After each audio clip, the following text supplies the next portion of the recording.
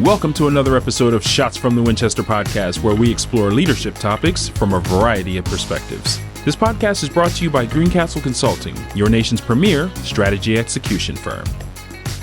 All right, guys, welcome to the show. We have Taylor Grieger on the show today from Skeleton Crew, Cape Horn Tequila, and we're really excited to have you on the show. You've been a friend to Greencastle for quite some time. And a fan. Yep.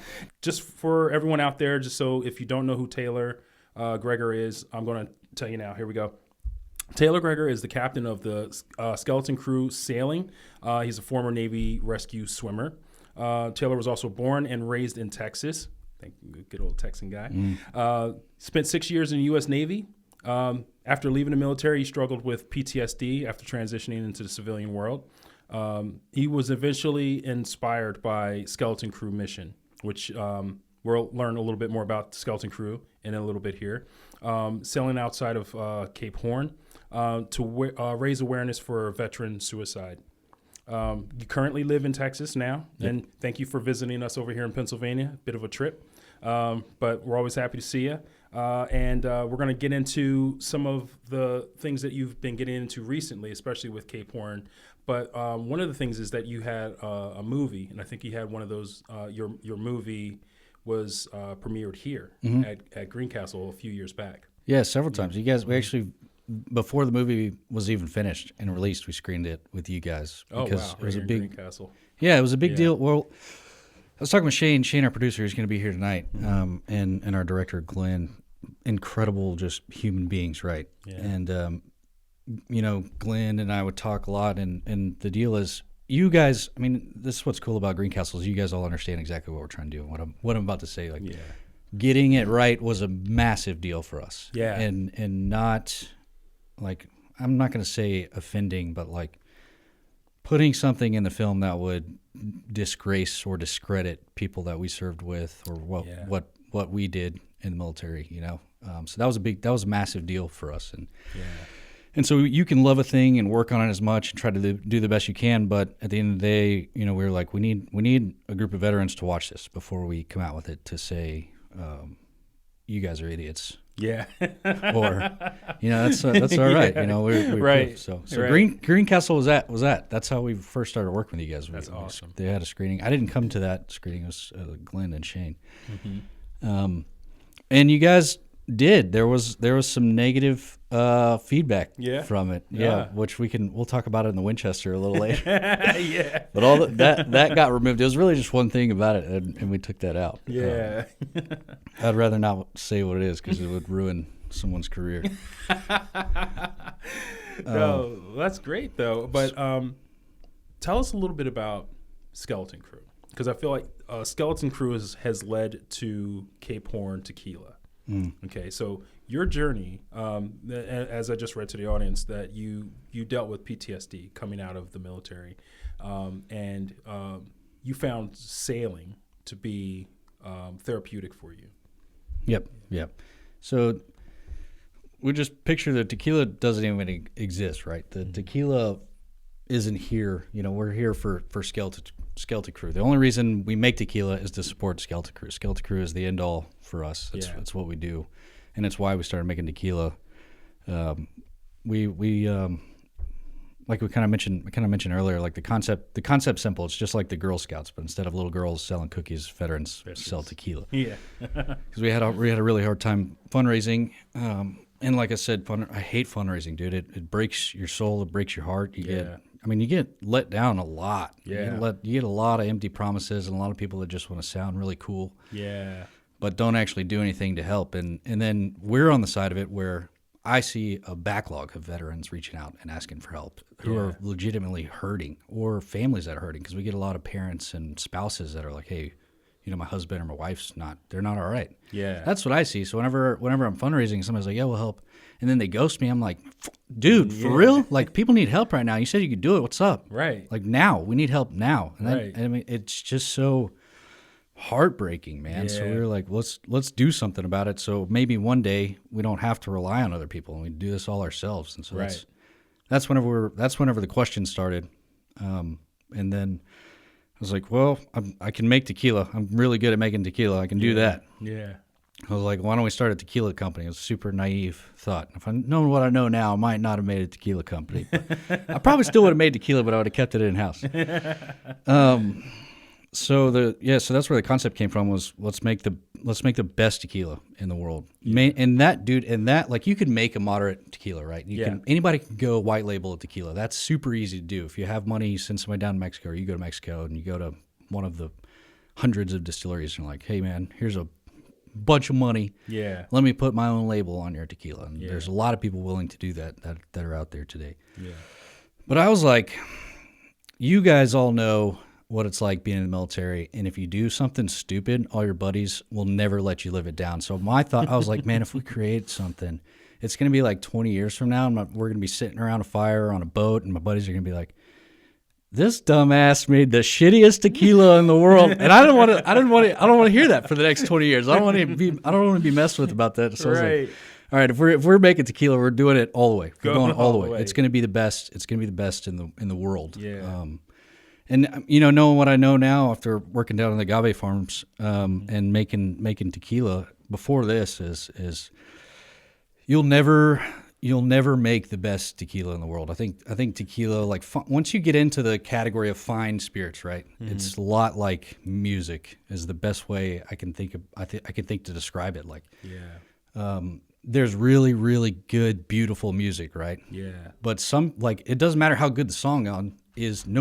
Not everyone is going to like that song, but they'll like another really, really good music song. Tequila, fine spirits get to that category. So once you get to the quality, you made it. That's what it's about. So I'd say we're one of the best tequilas in the world, because there's other really good tequilas. Yeah. I like to tell people that we're, especially in Mexico, because a lot of 9-year-old agave doesn't make it to the States because there's kind of like a nuanced underground. We don't send 9-year-old agave to the States because they're just going to put it in a margarita. They don't give a shit about it. Oh wow, for real. Yeah. It's a really real thing. So that's why the age of the agave is so important. Because like I said, you go down there, man, and they're like, here's the best agave, single estate owned tequila, and then it turns out to be a 3-year-old agave, and then they put additives in it after it's distilled because, legally you can put, I think it's 3% of weight of volume of additives to change the flavor. Wow. So you're taking really dry, not juicy agaves and then adding flavor to it to taste like a 9-year-old agave. Wow. And then there's different flavors. But anyways. Yeah. So tequila is really simple, man. As soon as you get, like, the quality of the agave is what matters the most. Right. Once you get that, you distill it and try not to mess it up. That's the next problem. Yeah. Once you get through all those hurdles, man, and you've made like a really good quality, you're there. It's there. And there's a couple here in the States that I've seen, and I know they're distilleries, and they're really good quality. I would say, and I've been doing tequila for almost 5 years now, and I've seen on the shelf, like going around, because I go around the whole country doing this, right? So on the shelf, I've probably seen there's about 6 other brands that are really, really good quality. Yeah, they taste different because they're from different regions, but it's there. It's hard to find in the States. All of this to say, all of that work was done so my buddies don't make fun of me in 20 years for making a shitty tequila. It was great to put good thought into it and make a good product too. So like it's awesome. I tasted this earlier while we were in Winchester setting up, and it's absolutely amazing. Like, this smell is really nice too. It's just like really, really nice. Like, I'm gonna actually take a sip right now just so. Wow, that is so good. I really like that a lot. I don't drink that often, but when I do drink, I like a rum and I like tequila, and those are 2 of my favorites. And this is really, really good. And I hope we have some of these in the office already. You guys have cases now. Good. You guys have case. This will be my happy hour sip. But this is delicious. Yeah. That's cool. You like rum. I liked rum. I was a big rum guy before I started making tequila. It's actually super similar to the distillation process because rum, is cane sugar. Like real agave, like a 9-year-old agave, the juice that comes out of it's like a honey. So you're just distilling honey mixed with water and yeast. That's it. Yeah, no, that's delicious. That's delicious. With this endeavor, what is the goal for Cape Horn Tequila? That's a good question, and it's honestly, I mean, it's what motivates me because at the end of the day, I'm in sales, dude. Everybody hates the salesman. Everybody hates. They're like, oh, here comes this asshole on my door trying to sell me something. You know, so gotta have a good reason. And my like kind of dream and goal for Cape Horn Tequila is I'll know we're successful the day we get a call from one of our skippers on our boats for skeleton crew, and they're like, hey, we ripped a mainsail, or we broke this block or this winch, and a mainsail costs $15,000 to $22,000. And so like right now, if that happens to us, the boat's going to get dry docked until we can raise enough money to put a new mainsail on. We don't have $20,000 laying around, you know. Right.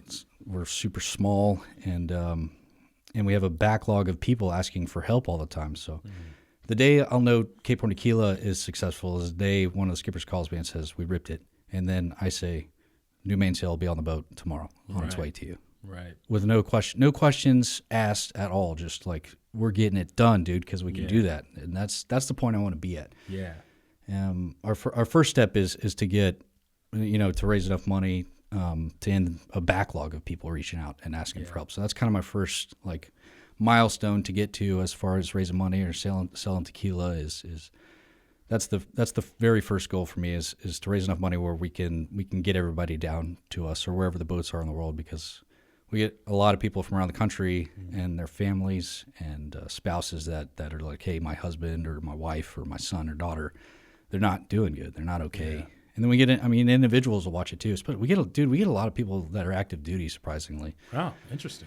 Okay. Yeah, which those guys, my heart goes out to them a lot because I know they've got to be hurting bad enough to do something. Because you remember when you were in, like flying, for instance, if I were to ask for help, you lose your wings, dude. Yeah. If you're like, hey, I'm not doing all right. The moment you say anything about you're not fucking health. flying anymore. And I'm like, I just spent the last 2.5 years training to do this job, man. Right. You know? Yeah. So the guys that actually reach out and ask for help that are active duty are always a priority for me because I'm like, I know what that takes to ask, and I know what you're risking to do it. So I want to get to the point where when people call us from wherever they are, we can say, here's your plane ticket, to the closest airport to you. That's our biggest expense right now is airport flights and fees. Getting people up to the boat. You have one boat. We have three boats. Yeah, we have one offshore boat, Godspeed. I got a lot of love for that boat. She's a 1981 Swan, 51 foot. Wow. She's meant to go around the world, and we tried to do that, and I failed miserably. That's a story after we drink a couple tequilas. But we did end up sailing around the entire North and South Atlantic Ocean. So, like as far as for a mission for skeleton crew was really successful because we brought veterans on each leg of those. So, sailed from Texas around Florida to New Hampshire, and then across to Horta, England, Portugal, Cape Town, South Africa, Brazil, and then to Trinidad to Bermuda, and then back to Annapolis. So, it was a long journey. We got a lot of people out, and I think we did some good. We beat up that boat, though, man. We got a lot of repairs we got to make on her. So that's the offshore boat. Yeah. And then we have two inshore boats. We use a Beneteau 38 down in Kima, Texas. It's out of Watergate Marina. And we've got another boat that's getting donated. It's Olsen 40. We're actually going to pick her up at the end of the month now. Nice. And so that boat's going to run, from Galveston to Tampa. Or Galveston to Key West, or just do a circuit around the Gulf of Mexico. Yeah, that's awesome. So it'll be good. It'll be good to get more people out because, like I said, there's only so many people you can fit on a boat at one time, and we've got a lot of people asking to go out. So we try to. Yeah. Now you found this to be very successful adventure therapy for veterans, especially folks dealing with PTSD. What is it about the sailing, the adventure that helps veterans dealing with PTSD, similar to yourself? Yeah, we get this a lot, and we talk about it when we have our board meetings too, to kind of stay on track with what we're doing, because it's super easy to become, a very corporate nonprofit. Right.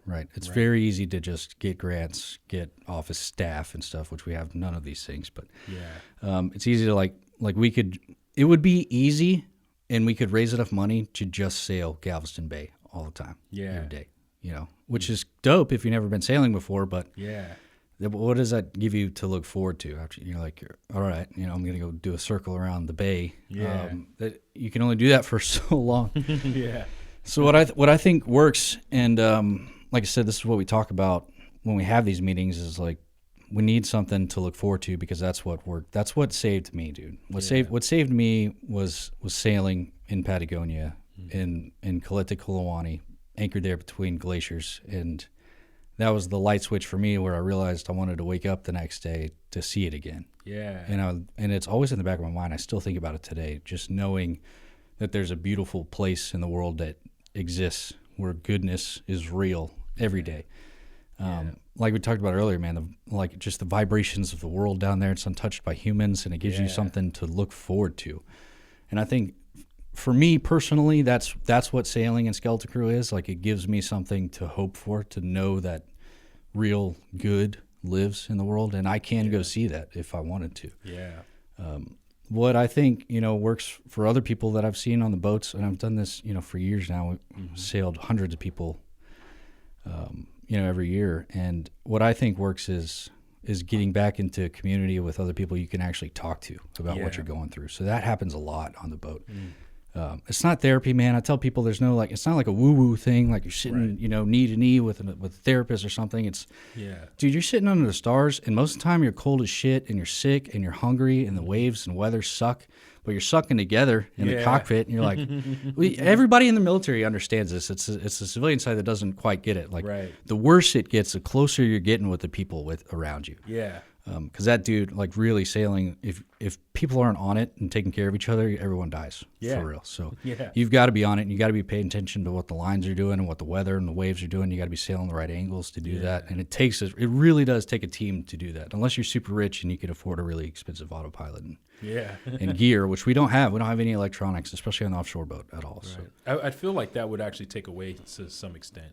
Yeah, that experience. Yeah, I think it has its place, if we need to move the boat quickly with very limited crew, having that gear is essential to do it safely. Right.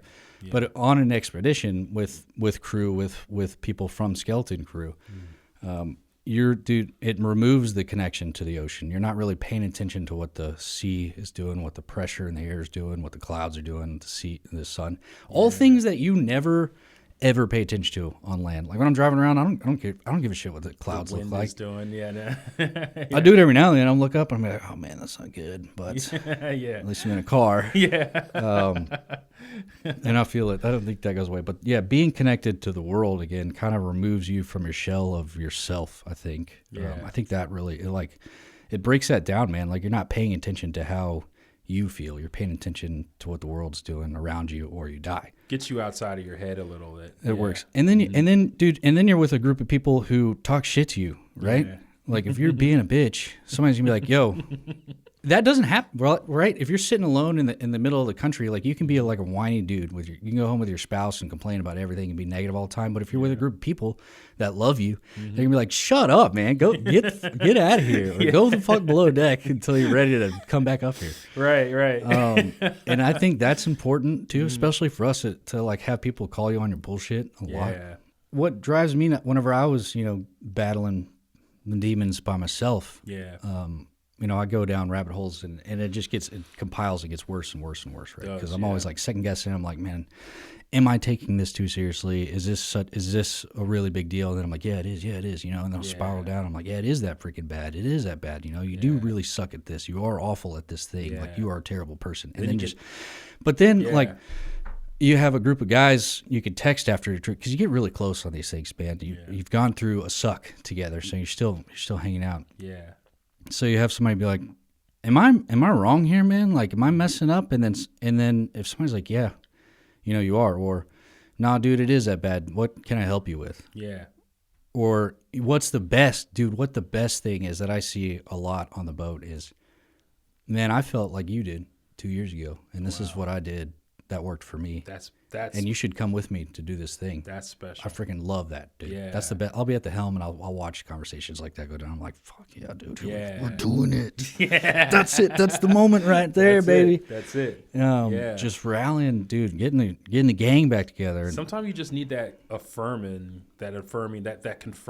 like, value that someone else is going through that too, and then knowing they made it through it. Yes, exactly. Seeing them excel, seeing them being living through it. That's super important.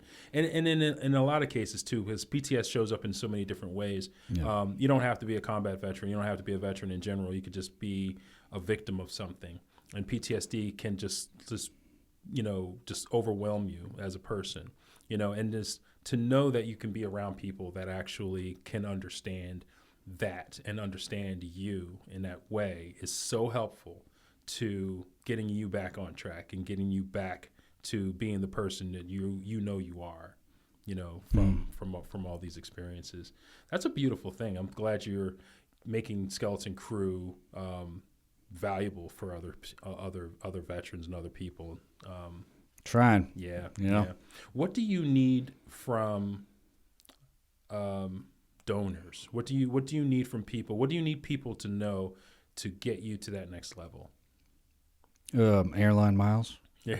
We need airline miles, and we need cold hard cash, because sailing is an expensive thing to do if you break a line, anything on the boat. And the reason for that is because we sail all the time. We sail year round. We're sailing every single week. Our offshore team's a little bit more sporadic because we do really long sails, and on those sails, you're sailing for 2 weeks, and then you're going to be in port for a little while until you get another crew together to go somewhere else. Right. But as far as our inshore and coastal teams, we're sailing all the time, and sailing at that frequency, it's gear. Another thing people in the military can understand is when you're using gear, no matter how good it is, you can have this is another sailing-ism from me, is you can have the best things in the world. You have carbon fiber, everything, and no matter what any manufacturer says, like how indestructible it is, dude, we'll break it. We will break that thing quickly. Yes. Like in a couple months. Yeah. Because we use it so much. It doesn't matter how good a thing is. If you use it all the time and you're actually out there doing work, that thing's it's gonna break at some point. So making repairs for the boat is our biggest thing, and constant question, in the back of our minds, like, when are we going to get money to fix this thing we just broke that we need to keep sailing? Yeah, yeah. So, I'll say this to people that are watching that are thinking about coming to sail with us. Our boats are not fancy by any means, because we don't have a lot of money, and a lot of the work we do on the boats we do all ourselves, because getting professionals to do this work costs a lot, right? Yeah. So it's some of the stuff's ghetto rigged. It's still safe, and we don't have the best equipment in the world. Yeah. But I think it's cool. We get it done, and then and that's our name, man. We're called Skeleton Crew. It's the minimum crew and things you need required to do a job, and we're a Skeleton Crew. 100%. Yeah. One day I would like for it to be a joke. I'd like for it to be like a Skeleton Crew and have everything and all the people you need. That's not right now, man. Yeah. Well, that's a good name for it. I love this logo for Cape Horn. If you guys can see that, I'll put it on as a graphic for the podcast so you can really see it really well. But really cool graphic for Cape Horn. And you're using Cape Horn Tequila as part of your ability to raise money for Skeleton Crew. How can people find your tequila to be able to support you in that way? If you're on the East Coast, it's really easy to find us. Especially if you're in New England, Florida. We're not in Carolinas, Virginia, Texas. Like I said, we're a small, not famous brand, so getting into every state immediately is a really hard thing to do. Yeah. Texas, Louisiana. In each state, we have a different distributor and that we work with to sell. So the Eastern Seaboard, we're around a lot. Obviously, Texas, some central states. We're growing every day. Yeah. So if I'm not sailing, I'm out here trying to beg people to bring in the tequila. Yeah. Dude, which honestly is not as hard as I'm making it sound. The hardest part is actually getting it in front of people. But getting distributors to help us has been pretty good, because a lot of it sounds cheesy, dude, but there is a lot of freaking patriots in this country that want to help. They just don't know how to help. And so whenever I come in front of them, I'm like, dude, we need help. Yeah. Because, what is a distributor going to do for veterans, really? Like somebody that sells booze. Like, how are they going to – they don't know how to help veterans. But if I'm coming in front of them, and I'm like, dude, all of the profit from this bottle that we sell goes to Skeleton Crew. Like, we pay for our expense, the glass, the juice, the corks, everything it takes to make – the company exists. Yeah. The money goes there first, and then any profit that's left over, we donate to Skeleton Crew, which has not been a lot by any means. So far, but it's a way that distributors can kind of give back to the community, back to the veterans, and a lot of everybody knows someone who is in the military or served or has served. Yeah, I actually haven't met a lot of veterans that work for distribution companies. But a lot of them have, my dad was in, or my uncle was in, or my really good friend was, and those guys like get it. They're like, if they have that close of a connection with some veteran, they know what's going on. They know that people need help, and there needs to be more than the VA to help veterans, because there's a reason so many people complain about it. Like, we're not just making this shit up. There's a reason people don't go to the VA. Exactly. They're like, oh, you could just go to the VA. I'm like, yeah, no, sorry. Yeah. That is absolutely true.